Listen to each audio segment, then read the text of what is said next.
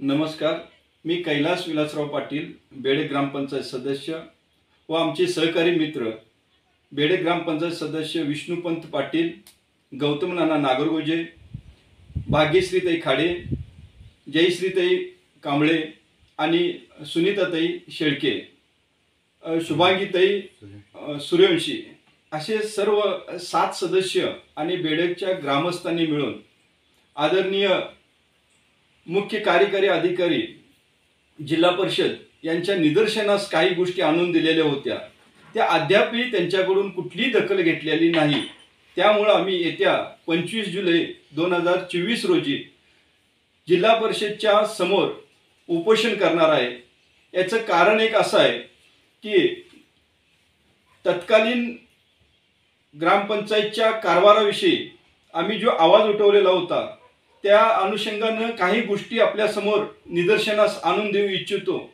याचं एक उदाहरण म्हटलं तर 17/11/2023 रोजी माननीय वाळवा पंचायत समितीचे उप अभियंता बांधकाम विभाग यांनी जो चौकशी अहवाल जिल्हा परिषद प्रशासनाला सादर केलेला होता त्या अहवालामध्ये त्यांनी स्पष्टपणे नमूद केलेलं आहे की ज्या जिल्हा परिषदच्या मुलींच्या शाळेवरती दुकान गाड्यांची बांधकाम झालेले होते ते दुकान गाड्याचे बांधकाम 5.5 मीटर हे रस्त्यावरती अतिक्रमित केलेले होते आणि त्या अनुषंगाने आम्ही वेळोवेळी पंचायत समिती ग्रामपंचायतच्या सर्व विभागाचे जिल्हा परिषदच्या सीओच्या समोर ह्या गोष्टी आम्ही निदर्शनास आणून दिल्या.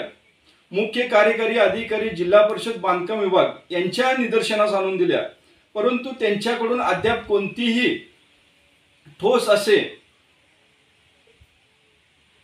असे कुठलेही पाऊल उचलले गेलेले नाही. त्यानंतर 3/10/2023 रोजी माननीय पंचायत समितीचे विस्तार अधिकारी यांनी एक चौकशी अहवाल शासनाला ग्रामपंचायतच्या विभागाला जिल्हा परिषदला सादर केलेला होता. त्या अहवालामध्ये सुद्धा काही मागच्या 2022 मध्ये ज्या गोष्टी घडलेल्या होत्या, जसे की प्रोसिडिंग मध्ये एक अत्यंत गंभीर गोष्ट म्हणजे प्रोसिडिंग मध्ये खाडाखोड करून काही महत्त्वाचे ठराव घुसडण्याचा प्रयत्न केलेला होता.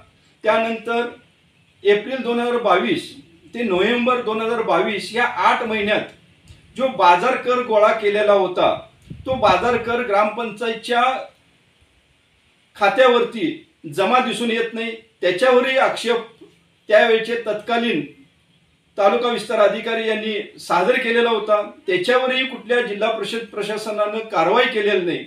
यासाठी आम्ही 23/1/2024 रोजी उपोषणाचा इशारा दिलेला होता. त्यावेळेला ग्रामपंचायत जिल्हा प्रशासन यांनी आम्हाला आश्वस्त केलेलं होतं की ह्याच्यावरती आम्ही तत्काळ कारवाई करू, याच्यावरती फौजदारी गुन्हा दाखल करून योग्य ती कारवाई करू. पण अद्यापही आज जवळजवळ 6 महिने झालं तर अद्याप कोणतेही पाऊल जिल्हा प्रशासनानं उचललं नसल्यामुळं आज आम्ही जिल्हा प्रशासन, माननीय कलेक्टर साहेब, माननीय SP साहेब आणि माननीय